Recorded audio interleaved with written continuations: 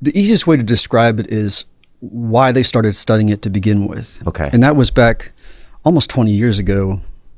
Oh, dang. They realized that when they gave ketamine to patients getting operations, they required less narcotic pain medicine during the operation, in the hospital, and after the hospital stay than other patients. And they said, well, why is this? It just doesn't, why are they having less pain?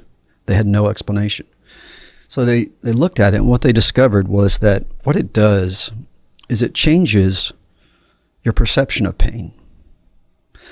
So you can see something that you've experienced as less painful. Hence, you don't need as much medication to cover your pain. I see. So you're not feeling as much pain because you're not seeing it. You're not seeing the seed of whatever it was as painful. So therefore, like the growth of the pain isn't as severe. At that time, the best way I like to describe it to people is, I have 2 daughters, and say we go get flu shots, and one daughter gets a flu shot, and she's like, ow. And my other daughter, she gets a flu shot, and she's like, ah, and her response is much more. Okay, we know that the shot is the same, but the response is different. So one is perceiving something with more distress than the other. And the way ketamine works is it helps your pain sort of shift from that more visceral response to a more that hurt, but I'm okay response. Okay. It's like changing the lens on how you see pain, so that you can see things and you can kind of look at them from a distance and sort of go around things that have happened to you, and you can kind of connect to yourself from those places. And it's not spiritual, but it's not far from it. Right. Do you feel like it gives you like a look at yourself, like you kind of see yourself? Whereas a lot of us have a tough time seeing ourselves because we're in ourselves, Exactly. Yes, 100%. Because it's like if you're on the playing field, you can't really see what's going on, and it sort of puts you up in the stands of your life.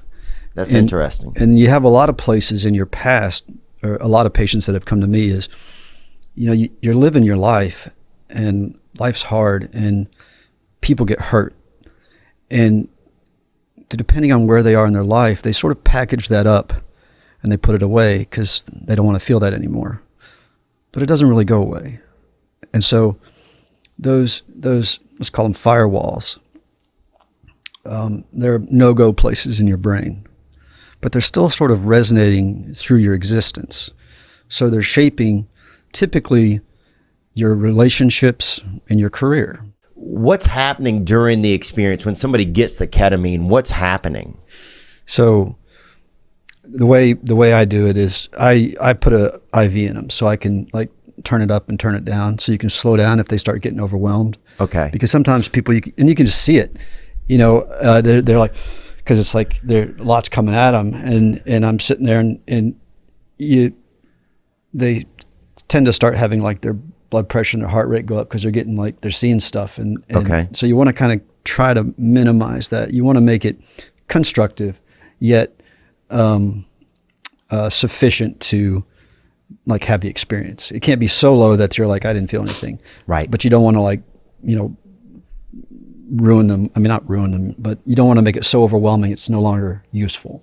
Right. I see what you're saying. Yeah. So you want to kind of find a balance. And that's what the one I did, the place that I went, they did it, and then they kind of just, it was a low dose until they kind of got you to a level where it seemed like it was manageable and effective, I guess, to communicate with the therapist. Yeah. Because what I do is, the way the research was done is you do six infusions, and I like to have them come in, and I don't usually have somebody start ketamine right away. I usually want to talk to them because I want to know like their life narrative to some degree, and then you kind of get an idea where the boundaries are. Like you can tell, like I go through this thing where I'm like, okay, how was where'd you live, where'd you move, how was that place, how was this place, how was first grade, how was second grade, and you keep going through it, and things start popping up pretty fast, and people don't realize what's in their head, and then they're like, oh yeah, I forgot about that. But you can kind of tell, and this is not in ketamine. This is just sort of getting to know them, because you got to know what are you going to do with the ketamine experience. So I want to have like a roadmap, right? And then as we do this, the first couple of sessions, you want to get their sort of like get everything chugging. You just want to get them into a better state of well-being so that their capacity to examine some of these long-standing things is available to them. Okay. You don't want them to not be able to sort of explore this. You want them to be in good enough fighting shape that they're like, I can do this. And we go through it. And I've had people who couldn't remember entire years of their lives. These are smart, very successful people who have been, it's like something's been wrong their whole life. And you start going through it with them, and it keeps going back further and further and further. And it's sort of like the beginning of the flick of the wrist on that little thread of pain.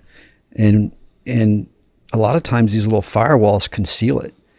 And then they have their ahas and they remember more and more and more. And I'm not telling them what to remember. I'm just listening. Hope you enjoyed that video, and you can watch another. And you can watch this one, you can watch this one. Different options, different choices. Some guy just brings you one option, not this guy. Two options. Watch one, this one or this one.